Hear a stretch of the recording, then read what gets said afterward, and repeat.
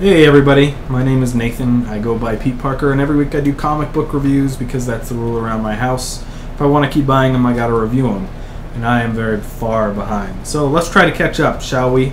This is the review of Moon Knight #4 from Marvel. This is done by Bendis and Maleev, as well as Wilson.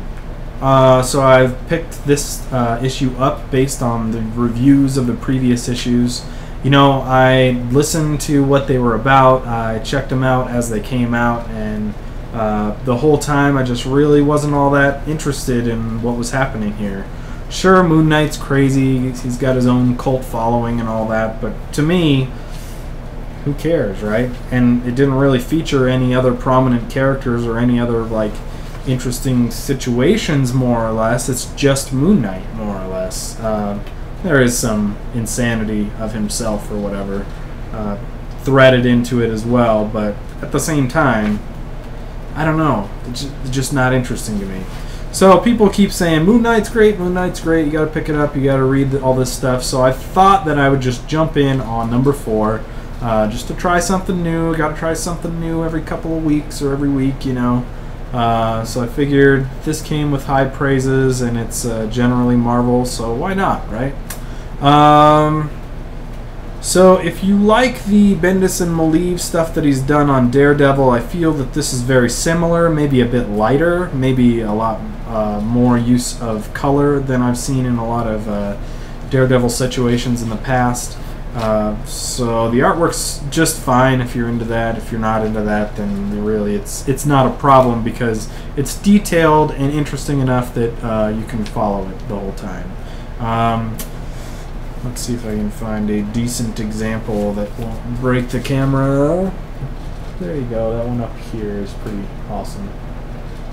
Springing into action while he's putting on his hood, which I thought was really interesting too. These bad guys show up while Echo and Moon Knight are hanging out and having a hot dog or talking or whatever. And they're going to start fighting, so Moon Knight starts fighting right away without his stuff on, and pulls his shirt off, and he's got the Moon Knight costume under, and then takes a minute to put like the giant hood and cowl like on over his head. And I was thinking, like, how long did Echo have to cover for him to make that happen? Because it's not just like throw it on real quick and you're done.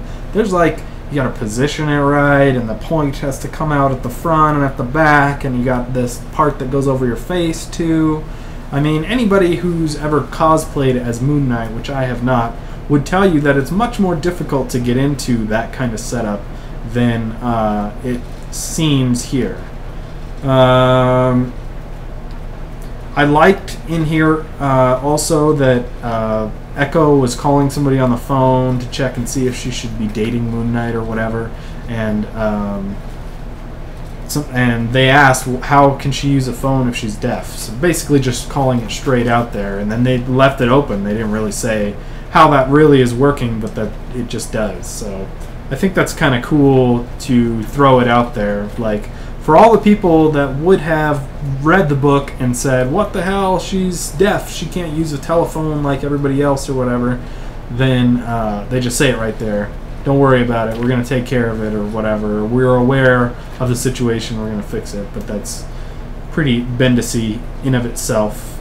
And then the enemies here are kind of old enemies. I think, what's it called? Night Shift. So if you know Night Shift, that was probably a thrill to see these guys again. I recognize them, I recognize their names, but I don't really care for them or even remember where they last were. I guess they're bad guys that hang out in LA. The interesting thing too is that there's a guy that has powers, his name's TikTok. You can see the immediate future. He says, look, you're going to want to fight us, but don't fight us because you're going to have your butt handed to you or whatever. And then they fight him anyway. It's a really interesting take on the heroics involved in these two characters and how they feel about, you know, their place in society as well as these villains' place. What I don't get is these villains kind of like showed up and the TikTok guy explained, you're going to want to fight us, but don't fight us because you're going to lose and you're going to have a bad day or whatever. But the villains didn't do anything. They just kind of approached them.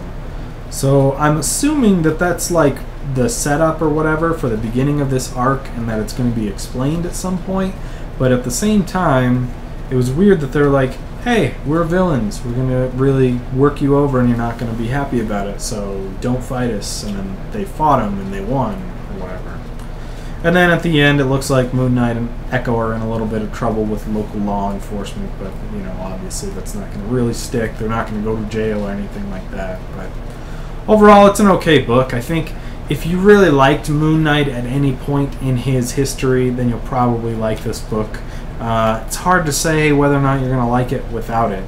There is a little bit of, you know, Captain America, Spider-Man, and Wolverine in there, who are personality aspects of Moon Knight who talk to him, which I think is an interesting and different direction on Moon Knight's insanity or schizophrenia or whatever, that it's actual people that do exist telling him to go different directions.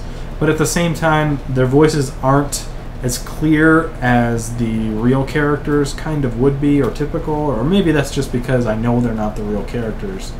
But it seemed like they were a little skewed. And maybe that's also because they're really just in Moon Knight's head and not the actual characters. But I thought it'd be better and more interesting if they were really like just like the real people and hard to discern the difference, even though you knew that they're not real. So it's a pretty book, I guess. I don't particularly care for this artwork. I think it's good, but, you know, I don't seek it out. And it's interesting, and there's a lot of characters there that aren't around everywhere else, so you get kind of more exposure to these characters that aren't so all over the place, and that's great. But I'm going to give this one a 3 out of 5. I don't know if I'm going to pick up the next one and maybe just kind of flipping through it and waiting and see, but you never know. It could be a light week next time too, and then I'll be hooked on this story forever just because I got 2 issues in me. That's all it takes, you know. You try one out just because you hear good things, and then you're hooked. You got to read every issue that ever came out there, and at least for the art team, or, you know, the creative team. So there you go, Moon Knight number 4. That's a 3 out of 5, and that's the end of that review. If you like that review and you want to check out others, there should be a lot more coming here in a little bit. I've got a lot of catching up to do. So just check for me on YouTube under Spidey207, or look elsewhere for video reviews done by Peteparker. That's typically what I go under. And in any case, we'll talk to you next time. Thanks for watching.